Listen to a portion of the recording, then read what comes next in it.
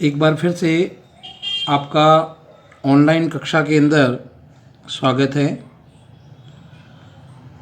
बच्चों, हम सूरदास के पदों को पढ़ रहे थे, जो भ्रमर गीत से चयनित पद हैं उनको पढ़ रहे थे। हमने 2 पदों को पढ़ लिया था, कुल 6 पद है जैसा कि मैंने बताया है आपको पूर्व में। आज हम ये जो हमारे सामने 2 दिख रहे हैं, बिलग जनी मानहु उधो प्यारे और अखियाँ हरिदर्शन की भूखी, इन 2 पदों को आज अध्ययन करने वाले हैं। तो ठीक से आप अपने पास में पुस्तक रखिएगा, एक एक पंक्ति को ठीक से समझने का प्रयास कीजिएगा, ताकि हम जो प्रश्नों के उत्तर है वो आराम से या आसानी से दे सके। चलिए तो आज प्रारंभ करते हैं। यहाँ जो हमारे सामने पद है, बिलग जनी मानहु उधो प्यारे, वहाँ मथुरा काजर की कोठरी जे आवई ते कारे।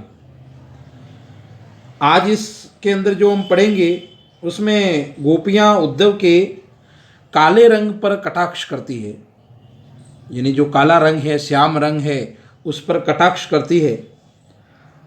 और मथुरा वासियों के चंचल और जो विलासी स्वभाव है, चंचल और विलासी जो स्वभाव है, उस पर व्यंग्य करती है या उस पर उपहास करती है एक तरह से। तो उसके अंदर ये बताया गया है। ठीक है, काले रंग पर कटाक्ष और मथुरा वासियों के चंचल और जो विलासिता स्वभाव है उसके ऊपर। तो देखिए आज यह जो तीसरा है, बिलग जनी मानहु ऊधो प्यारे। गोपियाँ उद्धव को जो ज्ञान, योग ज्ञान का संदेश देने आए थे, उन योग ज्ञान का जो संदेश देने आए उन पर मधुर व्यंग्य करती है और कहती है कि हे उद्धव, उद्धव प्यारे, हे उद्धव, आप बुरा मत मानना, हमें तो ऐसा लगता है। बिलग जनी मानहु, बिलग जनी मानहु, आप बिलग, आप बुरा मत मानना हे उद्धव, वहाँ मथुरा काजर की कोठरी, कि हमें तो ऐसा लगता है कि वह मथुरा नगरी है, वहाँ काजल की कोठरी के समान है। जे आवई ते कारे, वहाँ से जो भी निकल कर आता है उसका रंग काला ही होता है। देखिए बहुत अच्छा एक उदाहरण दिया है, एक बहुत अच्छा कह सकते हैं कि बहुत सरल स्वभाव से व्यंग्य उद्धव पर किया है। तुम कारे, कि आप स्वयं भी काले हैं, मतलब उद्धव के लिए है। सुपलकसूत कारे, बलराम और श्री कृष्ण को यहाँ से लेने आए अक्रूर भी काले थे, अक्रूर थे। अक्रूर का उल्लेख आता है, श्री कृष्ण और इनका उद्धव का उल्लेख आता है। जब अक्रूर थे जो बलराम और श्री कृष्ण को मथुरा ले जाने के लिए आए थे, तो सुपलकसूत यानी उद्धव के और श्री कृष्ण के ही साथ में रहने वाले उनके मित्र भी कह सकते हैं अक्रूर। कारे मधुप पवारे, और हमारे ऊपर मंडराता हुआ जो मधुर भौरा है वहीं भी काला है। कारे मधुप पवारे, भवारे हैं चारों ओर मंडराने वाला। तिनके संग अधिक छवि उपजत कमल नयन मनियारे। सच तो यह है, आगे कहती है गोपियाँ, कि वहाँ रत्न जैसी कांति वाले, जिनके तन अधिक छवि उपजत, कमल नयन मनियारे, मनियारे रत्न जैसे मणि के समान, और न कमल नयन, कमल के समान नेत्र वाले श्री कृष्ण मथुरा के काले लोगों में ही शोभा पाते हैं।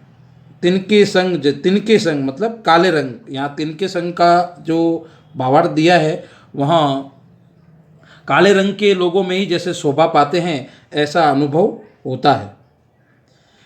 मानहु नील माटते काढ़ ले यमुना जाए पखारे, यहाँ उत्प्रेक्षा अलंकार का अच्छा चमत्कार बताया है, उत्प्रेक्षा अलंकार। ठीक है, यहाँ यह जो पंक्ति है हमारे सामने, यहाँ उत्प्रेक्षा अलंकार को बताती है। मानहु नील माट काढ़ ले जमुना जाए पखारे, ऐसा लगता है कि इन मथुरा वासियों को नील के माट से निकालकर यमुना में धोया गया है। मानो नील माटते काट ले निकालना, जमुना जाए पखारे। और यमुना नदी में जाकर उनको क्या कर दिया है, धो दिया है। क्योंकि जो भी आ रहा है वहाँ से, जो भी संदेश लेकर आ रहा है, वह सब कैसे हैं, काले हैं।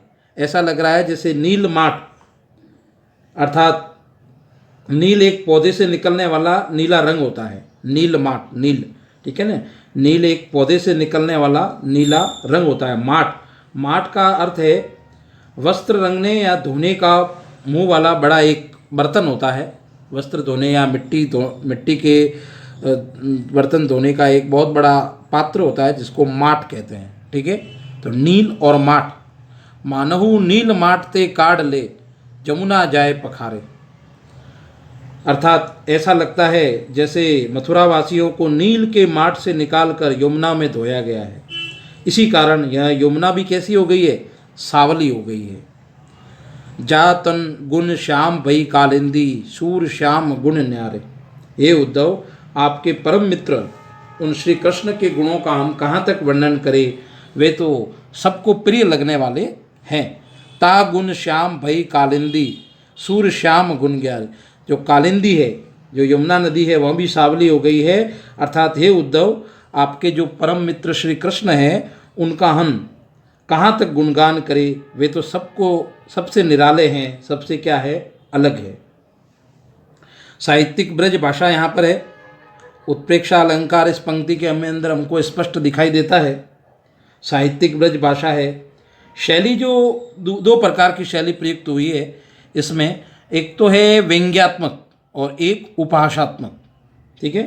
उपहासात्मक यानी उपहास। और काजर की कोठरी जे आवे ते कारे, ठीक है। यहाँ कारे के अंदर श्लेष का चमत्कार है। और कमल नयन, यहाँ समासिक पद है। ये कैसा है, समासिक पद, समासपद पद है। तो यहाँ उपमा अलंकार का हमें दिखाई देता है चमत्कार। इस तरह से यहाँ व्यंग्यात्मक और उपहासात्मक शैली में उद्धव पर व्यंग्य किया गया है। इसी प्रकार से हम आज एक और पढ़ेंगे, अखियाँ हरि दर्शन की भूखी। आगे देखिए गोपियाँ उद्धव को किस प्रकार से और व्यंग्यात्मक ज्ञान पर कटाक्ष करती है, ठीक है।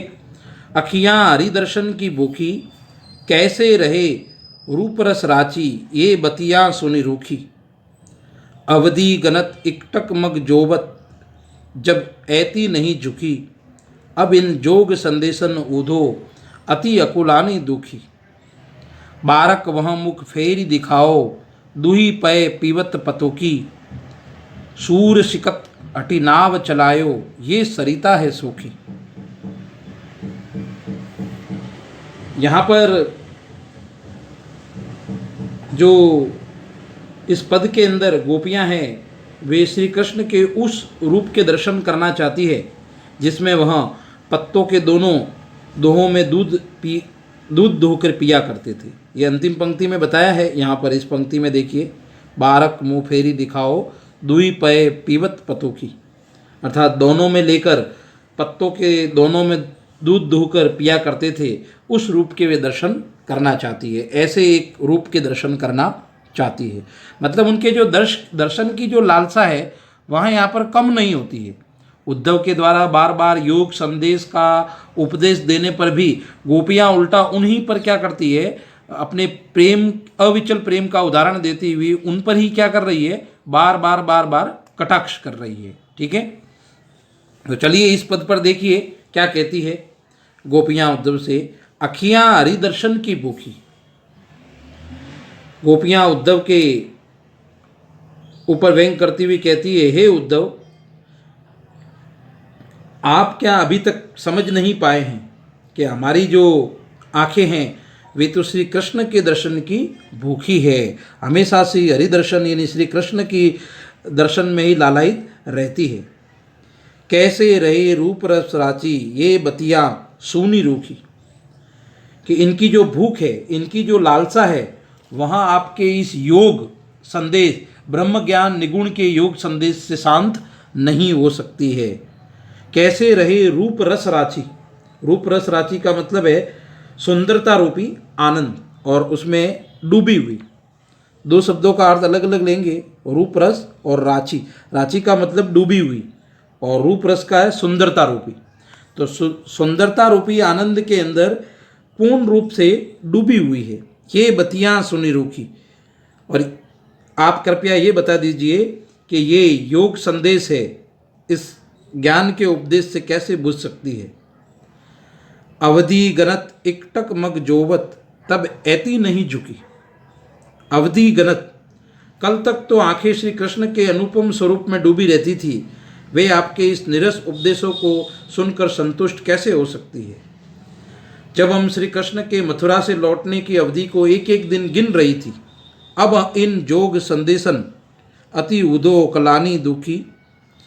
अवधि गणत इकटक मग जोवत, कि जब हम श्री कृष्ण के मथुरा के लौटने की अवधि को एक एक दिन गिन रही थी, क्योंकि जब वे श्री कृष्ण वहाँ पर मथुरा चले गए थे तो गोपियों को यहाँ अंदाजा था, यानी अनुमान था कि वे वापस लौटकर आएंगे। इस अवधि गणत, इसलिए वो बार बार उनके आने की जो प्रतीक्षा है वो एक एक दिन को गिन रही है। वहीं यहाँ पर समझा रही है गोपियाँ उद्धव को, अवधि गणत इकटक मग जोवत, हमारी आंखें टकटकी लगाए उनके आगमन के मार्ग को देख रही है। तब ऐती नहीं झुकी, तब तक भी इतनी नहीं खिजी थी। झुकी, झुकी का मतलब है नाराज होना। अब इन जोग संदेशन उदो अति अकुलानी दुखी, लेकिन आज आपके इन योग संदेशों को सुन सुनकर हम अत्यंत दुखी हैं। अब आप इन योग संदेश और ज्ञान के उपदेशों को बंद कीजिए, हमें अत्यंत क्या हो रही है, पीड़ा हो रही है। बारक वहाँ फू मेरी मुख पेहरी दिखाओ, दूही पय पीवत पतों की। ये जो हमने प्रसंग के अंदर बात की थी वही बात वापस से आ रही है। देखिए, बारक वहाँ मुँह फेरी दिखाओ, दूही पय पीवत पतों की। बारक मुँह फेरी दिखाओ, एक बार यानी पुनः। बारक का अर्थ है एक बार या पुनः। बस एक बार आप हमारे श्री कृष्ण के मुख के दर्शन करा दीजिए, दूई पय पीवत पतों की, जिससे वहाँ पत्तों के दोनों में दूध देकर पिया करते थे। ये एक सामान्य प्रक्रिया थी। श्री कृष्ण जब गायों के दुग्ध पान करते थे या गायों को दोहा करते थे, तो जो दोने होते हैं, हम सामान्यतः देखते हैं जो दोनों पत्ते होते हैं, पड़ुए जिनको सामान्य भाषा में कहते हैं, तो जो दोने होते हैं उन दोनों में वो दूध लेकर और फिर उनके अंदर धोकर और पिया करते थे। बारक वो वह मुख मतलब हमें तो उन्हीं श्री कृष्ण के दर्शन करने हैं, या उन श्री कृष्ण के दर्शन कराओ जो बाल रूप के अंदर थे, या जो हमारे सखा के रूप में थे, जिनके साथ में हम मनोरंजन किया करती थी, खेल किया करती थी। ऐसे श्री कृष्ण हरि दर्शन के हमको दर्शन कराओ।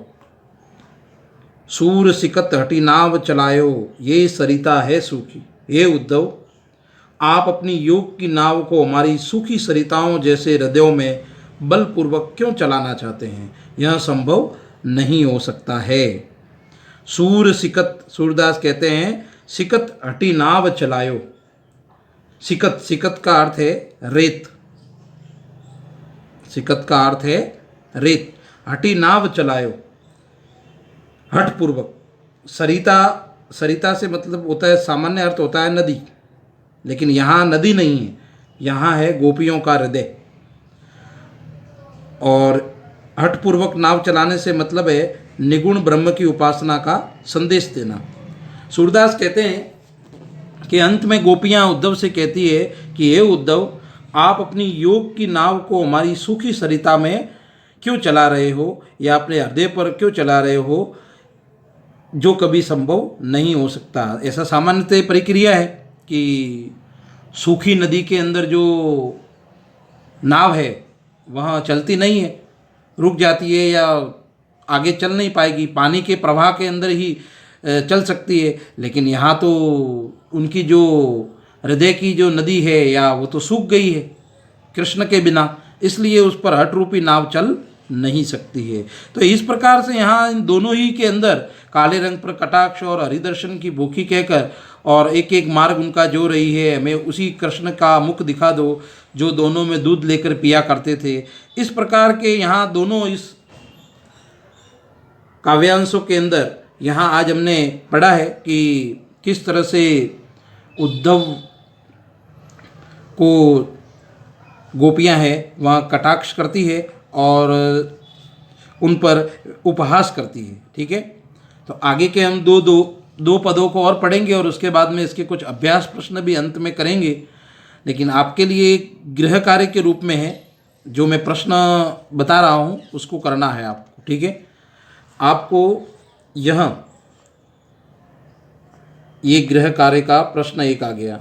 ठीक है, सप्रसंग व्याख्या करनी है इसकी, सप्रसंग व्याख्या। ये आपकी जो क्लास है इस क्लास की आज एक प्रश्न हो गया है, तो एक प्रश्न आपको केवल करना है। ठीक है, प्रसंग, विशेष और व्याख्या। ठीक है, प्रसंग, व्याख्या, विशेष तीनों ही बिंदुओं के अंदर जो क्रमबद्ध है, पहले प्रसंग करना है, व्याख्या करनी है और विशेष लिखना है। तीनों बिंदुओं के आधार पर ही इसको हमें ठीक तरह से करना है। ठीक है, जैसा एक बार समझ में आता है वैसा करना है, ताकि आपको वापस से कंठस्थ हो जाएगा, याद हो जाएगा लिखने से। बाकी हम जो पांचवा और जो छठा है ये इस प्रकार से, यह हमारे सामने पांचवा है और यहाँ छठा है। ठीक है, तो पांचवे और छठे के रूप में जब हम यहाँ है छठा, तो ये इस प्रकार से हम जब पढ़ेंगे आगे तो और भी आगे के जो अभ्यास प्रश्न हैं वो फिर करेंगे। तो आज की इस क्लास के अंदर इतना ही है। एक प्रश्न आपको दिया है व्याख्या के लिए, वो आपको अपनी कॉपी के अंदर करना है। तो अगली क्लास के अंदर हम 2 पदों को और पढ़ेंगे और आंतरिक जो प्रश्न बनते हैं वो हम करेंगे।